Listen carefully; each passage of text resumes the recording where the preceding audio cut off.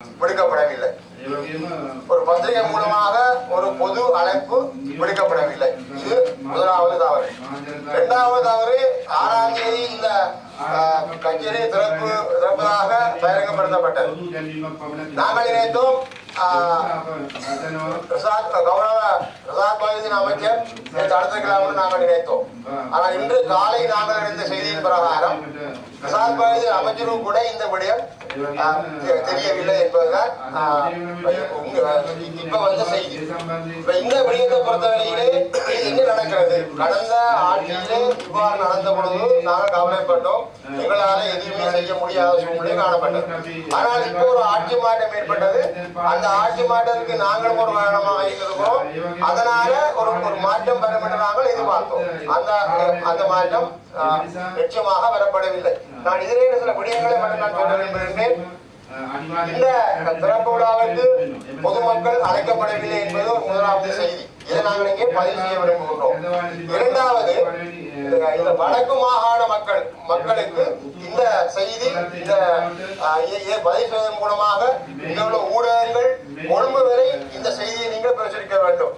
நல்ல ஆட்சி வந்திருக்கிறது என்ற ஒரு நம்பிக்கையை ஊட்டிவிட்டு திரும்பவும் பழைய கூட்டி கதவை திறவடி என்ற நிலைப்பாட்டில் இருப்பதும் பழையபடி வேதாளம் ஒழுங்குபடத்திலே இருக்கின்ற இணையிலே இப்போ நடக்கிறது என்ற செய்தியை வடமாகாண மக்களும் இலங்கை வாழ எல்லா மக்களும் புரிந்து கொள்ள வேண்டும்.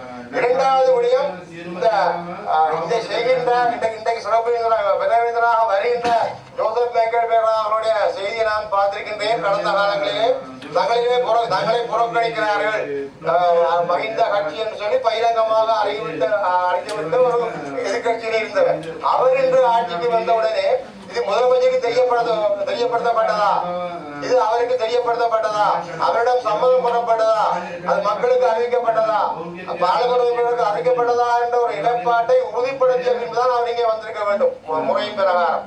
ஆனால் இதை முடிவுபடுத்தாமல் அவர் யாபனம் வந்திருக்கிறார். இன்னைக்கு அங்கேயும் போயிருக்கிறார். இது ஒரு ஜனநாயக ரீதியற்ற முறையற்ற செய்தி. ஆகவே ஜோசப் மெகராவுக்கு இன்றைய இந்த செய்தி போச்சுகிற வேண்டும். அதற்கு ஊடகங்கள் உதவ வேண்டும். நாங்கள் இன்று வெளிநடப்பு செய்வதாக நாங்கள் இருந்தோம். ஆனால் இன்று முக்கிய சில விடயங்கள் செய்ய வேண்டி இருப்பதனாலே நாங்கள் அதை தவிர்த்திருக்கிறோம். ஆகவே நாங்கள் இதற்கு எதிராக கண்டனத்தை செய்து கொள்ள விரும்புகிறோம். மூன்றாவது செய்தி, எங்களுடைய பிரதம மந்திரிக்கு இது தெரிய வேண்டும்.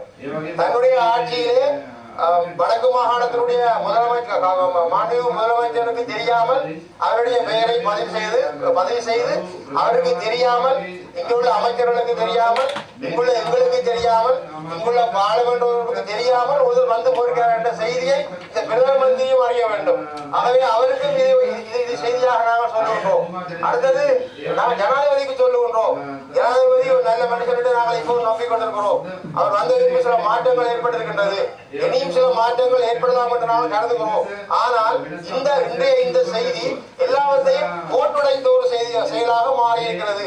எனவே இந்த ஊடக செய்தி மூலமாக ஜனாதிபதி இந்த நிலைப்பாட்டை தெரிந்து கொண்டு வடக்கு மாநிலத்தில் நடக்கின்ற எந்த நிகழ்வாக இருந்தாலும் அந்த நிகழ்வுக்கு முன்பாக, ஒரு வாரத்துக்கு முன்பாக முதலமைச்சருக்கு தகவல் கொடுத்து அவருடைய டேட்டுக்கு ஏற்ற வகையிலே இத்தகைய செயற்பாடுகள் செய்யப்பட வேண்டும் என்பதற்காக ஜனாதிபதிக்கு நாங்கள் இந்த படியாக நாங்கள் தெரிவிக்க வேண்டியிருக்கின்றது. அதனை நாங்கள் இதை பதிவு செய்ய விரும்புகின்றோம். அடுத்தது, உலகம் இன்றைக்கு இப்ப சொல்லிக் கொண்டு வேண்டாம், எல்லாம் சீர நடக்கவில்லை என்பதை உலகம் அறிய வேண்டும். எனவே ஊடகங்கள் உலகத்துக்கு இதை கொண்டு வர வேண்டும். இது ஒரு இதனால் எச்சரிக்கையாக சொல்ல விரும்புகின்றோம். இப்படிப்பட்ட நிலை மாறி திரும்பவும்